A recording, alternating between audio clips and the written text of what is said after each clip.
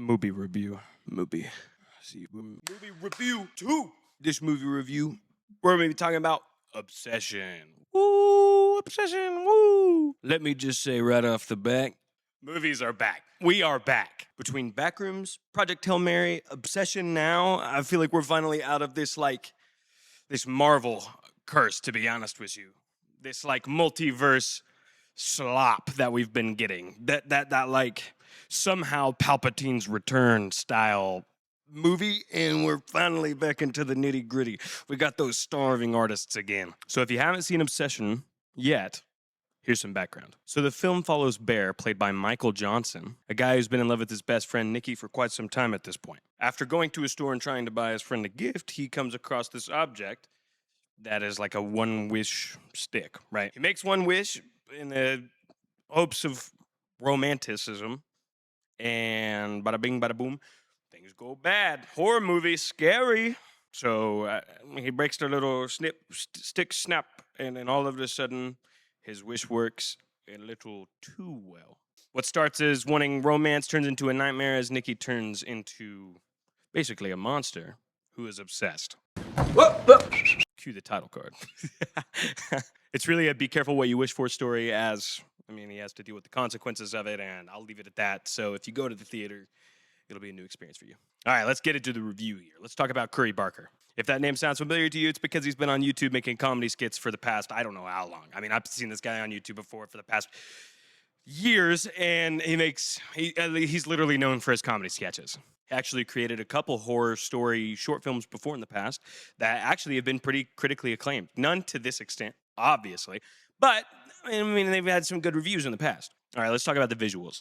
Visually, again, no notes. The costume design, the background design, the set design, everything. Any person that designed any aspect of this movie deserves a raise. They all were so deep into their bag for this movie, you could tell there was passion in it. Every shot feels intentional. Every room feels lived in. It all felt real. It did not feel like a set. This felt like they filmed it in the house they've been living in forever, right? I never really found myself checking my phone, looking at the time. I never really felt unengaged in what I was watching. I felt in the movie, a part of the movie the whole time, on the edge of my seat. Let's move into the acting. Oh my. They nailed the acting. I'm going to butcher this name. Let me read it. Indy Navarrete. The woman who plays Nikki might just have given one of the best acting performances of the past decade, and maybe one of the best horror adaptation performances of all time, to be honest with you. I'm talking about one of those performances where 5 years from now, we're going to go, man, this woman did a really good job, but do you remember Nikki in Obsession, right?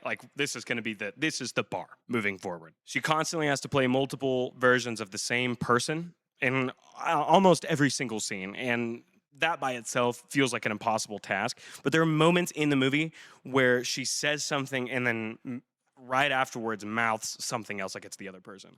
Or she's saying words and her expression is completely different. It's literally a masterclass in acting. Absolutely the performance that made the movie, in my opinion. Now let's talk about story. Thank you for trying new things. We've got to keep trying new ideas. And this one, wow, this was a completely new idea. I didn't feel like this was very reused at all.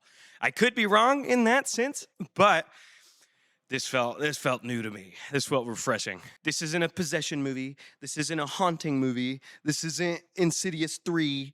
This isn't The Conjuring 8. This isn't that movie. There is none of that.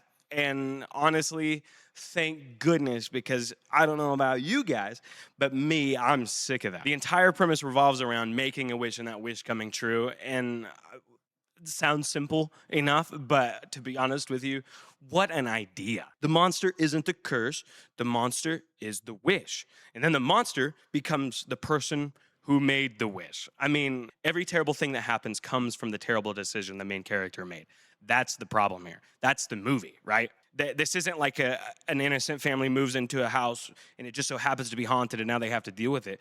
This is the repercussions from the actions of the main character. This is new. And then let's roll right into the ending. I'm gonna do my best not to spoil anything, but the last 25 minutes of this movie, Oh my gosh, I can't explain to you how good it is. It never loses tension. It never loses its drama. It never loses its pace. It absolutely nails the ending. There was not one moment in this ending. This is the biggest difference for me from this movie to the Backrooms, is the Backrooms towards the end of the movie felt like, what are we doing? The ending of Obsession was like, oh my goodness, he's done it, right? This must be what it felt like to watch people land on the moon for the first time. Like, this was absolutely breathtakingly amazing. Apparently, the theatrical ending was changed to make that rated R thingy. Rating? Yeah, rated R rating. All I gotta say is I hope they release the director's cut. I gotta see this movie in its full adaptation. All right, moving into my final notes here. If nobody else is gonna say it, I say that lightly because everybody else is saying it, I'll say it. Obsession might be the best movie of the year. No, Obsession is the best movie of the year so far. It might be the best movie I've seen of the past 5 years. I don't know. I gotta look at a list of the movies of the past 5 years, and maybe I'll come back and change my mind on that opinion. But off the top of my mind, I cannot remember a movie that made me feel as helpless as Obsession. Not since Nope by Jordan Peele. I really did try to come up with a list of things that I didn't like about this movie, because I got to tell you the good and I got to tell you the bad. But honestly, really the only thing that I didn't enjoy about this movie was some parts of the sound design kind of threw me off. It felt like pieces of it were jarringly loud, which made me think, man, that was really loud, rather than just being like, oh my gosh, that scared me. It was like, it was almost too loud. And I know that could be like a personal opinion, right? I'm sure there are people that was like perfectly exactly what they needed. But when I think of like production and I think of movies, it's like, how do you get the audience to not think as hard about it and just enjoy it, right? Which sounds counterintuitive, but you don't want to pull them out where they start thinking about the fact that it's a movie. And that was the only thing, in my opinion, where I was really like, oh, man, that was like too much, right? And it was still much better. It was still way better produced than every Christopher Nolan movie I've ever seen. Argue with a wall. That man does not know how to master his audio. So that's my review of Obsession. An original concept, an incredible lead role by actors who I'm pretty sure half of them was their debut on the big screen. I mean, incredible, incredible, incredible, incredible, incredible. I have no other word to describe this movie. Rating time. Out of 10, I'm going to give Obsession an 8.8 out of 10. You know what? I'll just give it the 9. 9 out of 10. Instant classic. That should be, instant classic. Put it up there in big and bold. Absolutely amazing. No notes. Should you go see this? Absolutely go see it. Thanks for watching my movie review. If you enjoyed it, leave a comment, leave a like, subscribe, do all the things that you do on the platforms that you do them. Let me know if you enjoyed it. Let me know what I should review next, or if I should review anything else. And I will see you guys in the next one. Peace.